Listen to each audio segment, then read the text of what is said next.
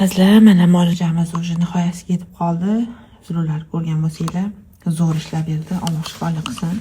Vaginal tuzum foydalarini har doim aytaman. Ayollarga eng kerakli muolaja tabiiy, mutlaq tabiiy. Bu gormon emas, zararli antibiotik emas, buni fermenti. Bu ishlab bo'lgan zurlar. Xo'p, bunaqa o'zi katta bo'lmaydi. Bu ishlab уже tushgan zurlar. Xo'p. Tabiiy yallig'lanishga qarshi kuchli antibiotika bor, oddiy antibiotikdan 400-500 barobar kuchli. Hop, kollageni bor, oq suvi, gerudiy moddalari, kumus suvi, argalaza, 120 dan ortiq fermentlari bor. Men eng aktivlarini sanab berdim. O'sha kuchli kollageni ham qin devoriga tushgandan keyin qin devorlarini elastikligini oshiradi, durkillatadi, tabiiy kollagen beradi. Bilamiz, 30 yoshdan keyin baribir organizmga kollagen muhim. Tushganiga voy deya olmadilar video uchun. Ana keyingisi ham tushib keldi. Shifoli bo'lsin.